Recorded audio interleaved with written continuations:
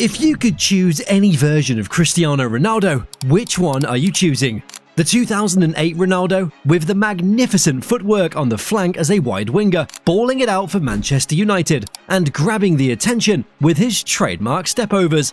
Or what about the 2012 Ronaldo, already at Real Madrid and having the first season in his life, scoring 60 goals and above, even though he only won La Liga in 2011-12? Individually, Ronaldo was impeccable. And then there's 2016 Cristiano Ronaldo, Champions League plus the Euros with Portugal, combined with 66 goal contributions in all competitions. Basically, you can't go wrong with any of these, but do you know what they all have in common? Over the years, Cristiano Ronaldo has delivered some of the most spectacular Champions League performances in history. That's why he'll always be known as Mr. Champions League. Last August, he received an award for being the all-time leading goalscorer in Champions League history, a record that won't be broken anytime soon. But how did he earn this nickname? Well, just look at his stats. Even if you remove all his other career accolades and consider only his Champions League achievements, he is still a top 10 player in history. He played 183 matches in the competition. He scored 140 goals. That's not just the all-time record, it's insane. He practically scored a goal every 1.3 games against the best teams in the world, in the biggest matches on the calendar.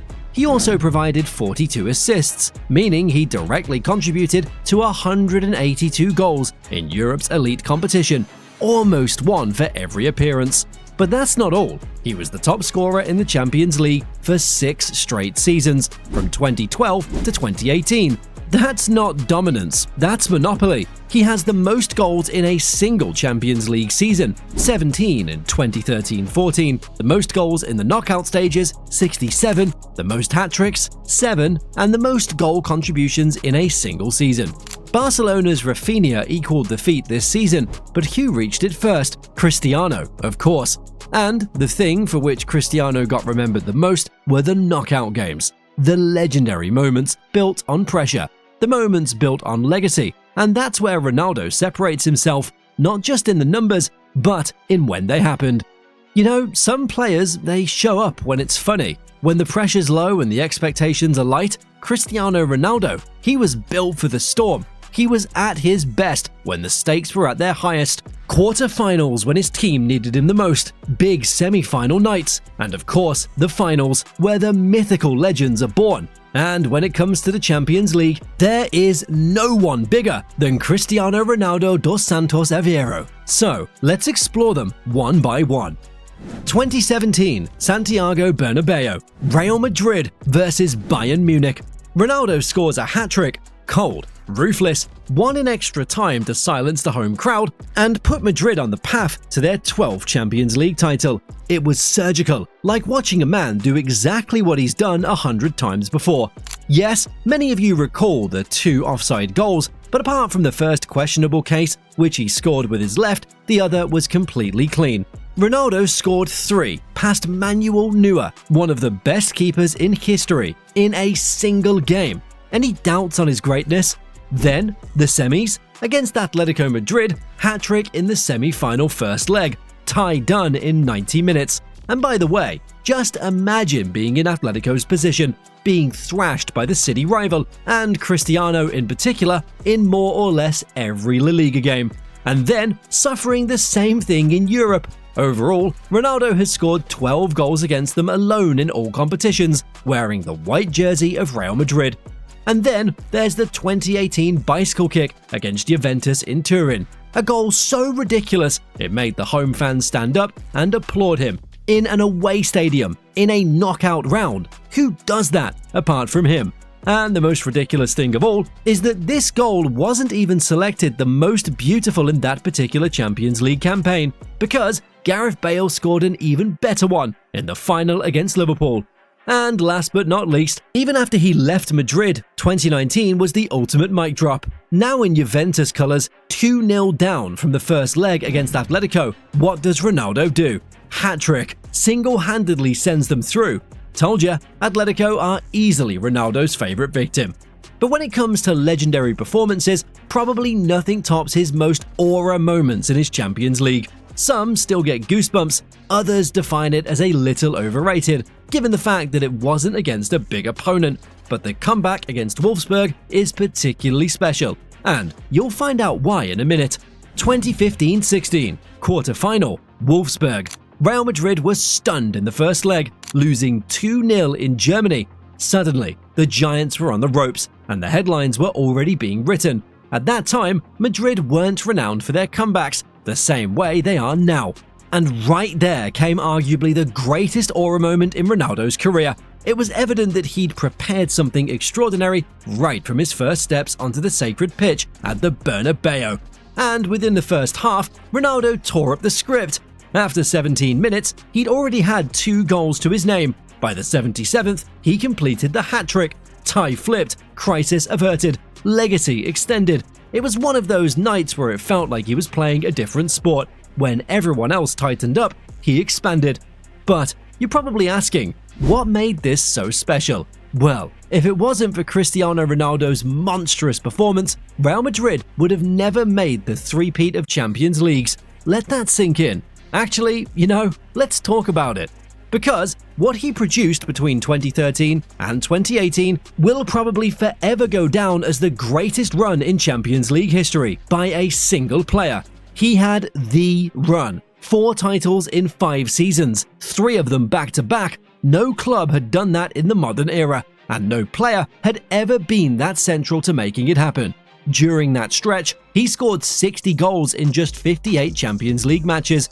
That includes 5 in the semi-finals, 4 in the finals, and a host of knockout rounds where the pressure would have suffocated most players. He wasn't padding stats in the group stage. His production surged as the competition got tougher. And yet, despite the individual numbers, his role was never selfish. He evolved. The winger, who once danced on the flanks, became a pure number 9, a central presence who knew where to be, when to run, and how to finish. He didn't waste energy, he conserved it for the kill. Of course, when talking about that period in Real Madrid's history, Cristiano is obviously the central figure, but we shouldn't overlook the impact of those around him. Luka Modric and Toni Kroos ran the midfield like a symphony. Marcelo's deliveries from the flank were constant.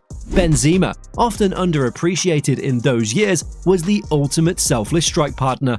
But make no mistake, the entire system bent toward one objective: get the ball to Cristiano in space.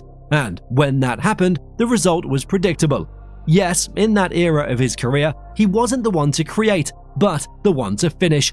And the argument of all his haters against Ronaldo is that he was scoring mainly tap-ins and only occasionally some magisterial goals like the bicycle kick against Juve. Yes, that may have been the case, but you can be almost 100% that when he has the chance, he will inevitably score, right? Now, let's step onto another key topic that undoubtedly impacted his Champions League legacy: rivalries. Let's start with the obvious one, Lionel Messi.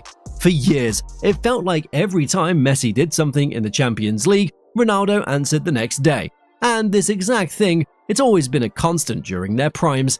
Messi delivers something out of this world on Tuesday, and Cristiano tops it on Wednesday, or the other way around. Basically, they were in their own league, always pushing each other higher.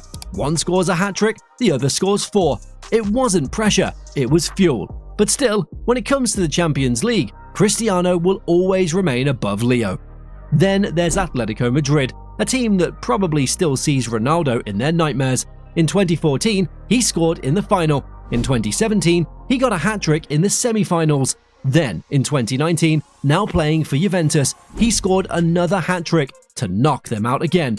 One player, 3 knockout blows. Bayern Munich, they also suffered. Ronaldo scored 9 Champions League goals against them, more than he has against any other non-Spanish team. He scored 5 goals in just 2 legs in 2017. Bayern had a great team, but Ronaldo always found a way to hurt them. Oh, and of course, the 2014 goal at the Allianz Arena when he made the famous La Decima celebration. But the one thing that brings Ronaldo's legacy to the next level, whenever a new star rises, the same question gets asked: can they do what Cristiano did? Can they dominate the Champions League year after year? Well, let's check on this, and Mbappé and Haaland are the 2 most realistic competitors from the next wave of superstars. After the end of the 2024-25 season, Mbappé has played 87 Champions League games and scored 55 goals. And while this is a formidable record for him, Haaland is a lot better, with 49 goals in 48 matches, or more than a goal per game.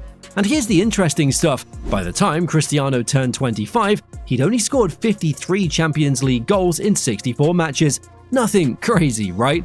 Well, from there on, he embarked on an insane upward trajectory, adding over 85 more goals in the next 11 years, including 4 Champions League titles and 6 seasons as top scorer. So yes, Mbappé and Haaland started faster, but Ronaldo's real power came later. He sustained dominance through his 30s in knockout fights, finals, and under intense pressure.